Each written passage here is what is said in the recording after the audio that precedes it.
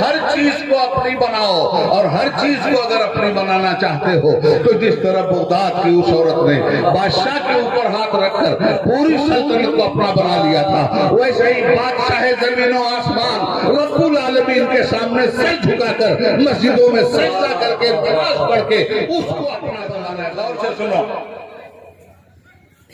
8ویں صدی عیسوی، عباسی حکومت کا دندنا اور تنتنا۔ بادشاہ کون تھا؟ ہارون رشید۔ ہارون رشید نے دیکھا کہ میرے لوگ آتے ہیں، ہاتھ چوم پیر چوم، یہ سلوٹ وہ سلام، اور دنیا بھر کی تعریف کے راگ الاپتے ہیں۔ تو ایک دن اپنے خاص مصاحب سے اس نے کہا، اپنے سیکریٹری سے، کہ یار مجھے اصلی اور نقلی کا پتہ لگانا ہے۔ یہ سب جتنے آ کے ہاتھ پیر چومتے ہیں، ان میں پیٹھ پیچھے میرا ادب کون کرتا ہے، اور پیٹھ پیچھے میری چگلی کون کرتا ہے؟ ہاتھ پیر تو سبھی چوم رہے ہیں۔ کیا کہنے، حضرت بہت اچھے، حضرت بہت اچھے۔ پیچھے گئے، ارے بڑا خراب آدمی ہے۔ تو بادشاہ نے کہا مجھے پتہ لگانا ہے کہ اصلی کون ہے محبت کرنے والا، اور نقلی کون، مجھے کون چاہنے والا ہے، اور میرے مال و اسباب کا عاشق کون ہے، مجھے اس کا پتہ لگا کے دو۔ تو وزیر نے کہا حضور ایک کام کیجیے۔ کہا کیا؟ کہا یہ بغداد میں آپ ایک نمائش لگوائیے۔ نمائش سمجھتے ہیں؟ نمائش لگوائیے، اور ایک ایک آئٹم سرکاری طور پہ اس میں رکھوا دیجیے، اور اعلان کروا دیجیے پورے بغداد میں کہ آؤ اس نمائش میں جس کو جو چیز پسند ہے اس پہ ہاتھ رکھ دے، سرکاری خزانے سے اس کے گھر پہنچا دی جائے۔ اب نمائش گاہ میں کیا رکھا گیا؟ سونا، چاندی، ہیرا، موتی، اونٹ، گھوڑے، تلوار، اوزار، کپڑے، ریشم، دیبا، حریر، سب کچھ رکھ لیا گیا۔ اب چلی جنتا، وہاں پہنچی۔ اب عورتیں جو گئیں، مرد جو گئے، جو گھوڑے کے لالچی تھے، انہوں نے گھوڑے پہ ہاتھ رکھ دیا، بادشاہ بیٹھا ہوا کرسی پہ دیکھ رہا۔ جو اونٹ کے لالچی تھے، اونٹ پہ ہاتھ رکھ دیا۔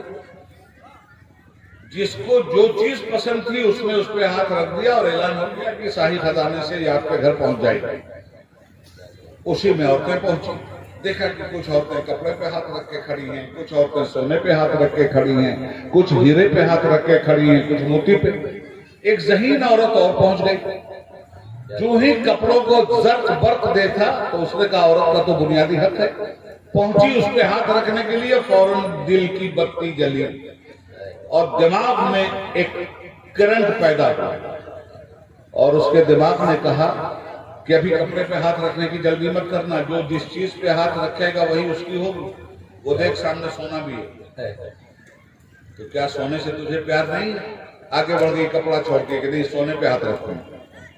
شرط یہ تھی کہ جو جس چیز پہ ہاتھ رکھے گا وہ اس کو۔ سونے پہ ہاتھ رکھنا چاہتی تھی تو ہیرے نے اسے کہا السلام علیکم، ہم بھی ہیں۔ پہنچ گئی ہیرے کے پاس۔ ہیرے کے پاس پہنچی تو موتی گنگنانے لگا، ارے ادھر بھی تو دیکھ۔ اب ادھر سے ادھر، ادھر سے ادھر، اس کو تو سب چاہیے تھا۔ ذہن میں بات اس کے یہ آنے لگی کہ یا اللہ کوئی ایسا راستہ مل جاتا کہ یہ سب کا سب میرا ہو جاتا، مجھے تو سب چاہیے۔ سمجھنا بات؟ تو فوراً دل سے اپنے پوچھا کہ دل یہ بتا تو صحیح، یہ کپڑے کے تھان کس کے ہیں؟ دل نے کہا بادشاہ۔ کہا یہ موتی کس کا؟ کہا بادشاہ۔ یہ ہیرا کس کا؟ بادشاہ کا۔ یہ سونا کس کا؟ بادشاہ کا۔ یہ حکومت کس کی؟ بادشاہ کی۔ تو ہر چیز مجھے چاہیے۔ وہ عورت سب چھوڑ کے چلی آئی اور بادشاہ کی کرسی کے پیچھے آ کے کھڑی ہوئی اور بادشاہ کے اوپر ہاتھ رکھا۔ بادشاہ پلٹا، اس نے کہا بیوقوف عورت، کیا تجھے کچھ پسند نہیں آیا؟ اس نے کہا حضور پسند کیوں نہیں آیا؟ قول مردان جان دارت، مرد کا قول جان رکھتا ہے، اور بادشاہ اپنے وعدے سے پھرا نہیں کرتے۔ آپ نے یہ کہا ہے کہ جو جس چیز پہ ہاتھ رکھ دے گا اس نمائش گاہ میں وہ اس کی ہے۔ میں گئی تھی سونے کے پاس، تو سونے سے پوچھا میں نے، تو کس کا؟ کہا بادشاہ کا۔ ہیرے کے پاس گئی، تو کس کا؟ کہا بادشاہ کا۔ موتی کے پاس گئی، تو کس کا؟ کہا بادشاہ کا۔ بغداد سے پوچھا، تو کس کا؟ کہا بادشاہ کا۔ سلطنت سے پوچھا، تو کس کی؟ کہا بادشاہ کی۔ حکومت سے پوچھا، تو کس کی؟ کہا بادشاہ بادشاہ کی، تو میں نے سوچا کہ چیزوں پہ کیا ہاتھ رکھنا، بادشاہ پہ ہاتھ رکھ دوں، بادشاہ میرا ہو گیا تو یہ سب میرا ہو جائے گا، اس لیے حضور میں نے آپ پہ ہاتھ رکھا۔ یہاں سے مسلمانوں کو سبق ملتا ہے، اے نماز کو چھوڑنے والوں کھیت کے لیے، اے نماز کو چھوڑنے والوں تجارت کے لیے، اے نماز کو چھوڑنے والوں حکومت کے لیے، اے نماز کو چھوڑنے کے لیے کاروبار کے لیے، آؤ ذرا میں تم سے پوچھنا چاہتا ہوں، یہ زمین کس کی؟ سمجھنا چاہیے تم کو، زمین کس کی ہے؟ قرآن کہتا ہے الم نجعل الارض مہادا، ہم نے تمہارے لیے زمین کو بچھونا بنایا۔ یہ کانپ رہی تھی مسلمانوں جب بنی تھی، تو یہ جب وجود میں آئی تو ہل رہی تھی، اوپر نیچے ہو رہی تھی، اور زمین بنایا انسانوں کو بسانے کے لیے۔ تو اگر یہ ڈاماڈول ہوتی رہتی تو آپ مکان بنا پاتے؟ ایسے ہی اوپر نیچے ہوتی رہتی۔ آج ہم ہوائی جہاز سے آئے، 2 جگہ جھٹکا دیا ہے اسے، بادلوں میں آتا ہے اور 1 سیکنڈ کے لیے 500 فٹ اوپر جاتا ہے اور 500 فٹ نیچے آتا ہے، دل دھک دھک کرنے لگتا ہے، گیا۔ یہ زمین اسی طرح سے 1000 فٹ اوپر جا رہی تھی، 1000 فٹ نیچے آ رہی تھی، بسانا تھا انسانوں کو۔ الم نجعل الارض مہادا، بنایا زمین کو ہم نے تمہارے لیے بچھونا، اور جب یہ زلزلے میں مسلسل ہلنے ڈولنے لگی، یہ ہلنے لگی تو تم رہتے کہاں؟ فرماتا ہے بل جبال اوتادا، جب یہ ہلنے لگی تو ہم نے پہاڑوں کے کھوٹے اس کے اندر ڈال دیے، چپ چاپ سے بیٹھ، میرے انسانوں کو اس زمین پہ رہنا ہے۔ اتنی محبت کرتا ہے۔ خلقناکم ازواجا، ہم نے جوڑے جوڑے پیدا کیے۔ وجعلنا نومکم سباتا، ہم نے نیند کو تمہارے لیے وجہ سکون بنایا۔ نیند نہ آئے آدمی پاگل ہو جائے گا، سوتا ہے تب تازہ دم ہوتا ہے، مگر سونے کے لیے یہ لائٹ نہیں چاہیے۔ نیند کب آتی ہے گہری؟ جب اندھیرا ہو جائے، شور میں نیند نہیں آتی، موٹروں کے پوں پاں میں نیند نہیں آتی، کھٹ پٹ کی آواز سننے میں نیند نہیں آتی۔ نیند کے لیے سکون چاہیے۔ وَجَعَلْنَا اللَّيْلَ لِبَاسًا، تو ہم نے اندھیری رات بنا دیا، پردہ پوش رات بنا دیا تاکہ تم آرام سے نیند لے سکو۔ سو کے اٹھے تو نے کہا بھوک لگی ہے، اب کیا کریں؟ تو رب کہتا ہے وَجَعَلْنَا النَّهَارَ مَعَاشًا، دن پیدا کیا ہے تاکہ تم روٹی روزی حاصل کر سکو۔ وَبَنَيْنَا فَوْقَكُمْ سَبْعًا شِدَادًا، اوپر نیچے ہم نے 5 تہ در تہ 7 آسمانوں کا لاجوردی شامیانہ تمہارے لیے بنا دیا۔ تو کھائے گا کیسے؟ اناج پیدا ہوگا تب نا، سبزی پیدا ہوگی تب نا۔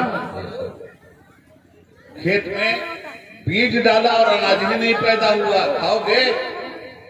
نہیں کھاؤ گے نا۔ تو یہ بیج کو زندہ کرنے کا راستہ کیا ہے؟ وَأَنزَلْنَا مِنَ الْمُعْصَرَاتِ مَاءً ثَجَّاجًا، ہم نے بادلوں کو اٹھایا، ان کا پیٹ بھر کے ان کو دوڑایا اور تمہاری زمینوں پہ برسا دیا۔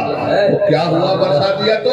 لِنُخْرِجَ بِهِ حَبًّا وَنَبَاتًا، اب تم دیکھو کہ تمہاری زمین سے تمہارا گیہوں اگنے لگا، تمہارا دھان اگنے لگا، تمہارے کھیت سے تمہاری سبزیاں اگنے لگی، تمہارے جانوروں کے لیے چارے اگنے لگے۔ لِنُخْرِجَ بِهِ حَبًّا وَنَبَاتًا وَجَنَّاتٍ الْفَافًا، اور طرح طرح کے پھل ہم نے پیدا کر دیے، طرح طرح کے فروٹ ہم نے تمہارے لیے پیدا کر دیے۔ اب مجھے بتاؤ یہ زمین کس کی ہے؟ یہ آسمان کا لاجوردی شامیانہ کس کا ہے؟ یہ بادل کس کے ہیں؟ یہ دریا کس کا ہے؟ یہ سمندر کس کا ہے؟ یہ برفانی تودے کس کے ہیں؟ یہ کائنات عالم کی منظر کشی اور جلوہ گہی کس کی ہے؟ یہ ستاروں کی تابانی کس کی ہے؟ یہ سورج کی درخشانی کس کی ہے؟ یہ چاند کی درخشندگی کس کی ہے؟ یہ ذروں کی تابندگی کس کی ہے؟ یہ کائنات عالم کا حسن کس کا ہے؟ یہ پھولوں کی نگہت کس کی ہے؟ اور یہ تابانی کائنات کس کی ہے؟ یہ حسن جہاں جمال جہاں آرا کس کا ہے اور کس کے لیے ہے؟ سب کچھ تو تمہارے لیے اس نے بنایا ہے۔ تو جب سب تمہارے لیے بنایا، کسی ایک چیز کی طرف کیوں لپک رہے ہو؟ یہ مجھے ہو جائے۔ ارے تم ہر چیز کو اپنی بناؤ، اور ہر چیز کو اگر اپنی بنانا چاہتے ہو تو جس طرح بغداد کی اس عورت نے بادشاہ کے اوپر ہاتھ رکھ کر پوری سلطنت کو اپنا بنا لیا تھا، ویسے ہی بادشاہ زمین و آسمان رب العالمین کے سامنے سر جھکا کر مسجدوں میں سجدہ کر کے نماز پڑھ کے اس کو اپنا بنا لو، ساری کائنات تمہاری۔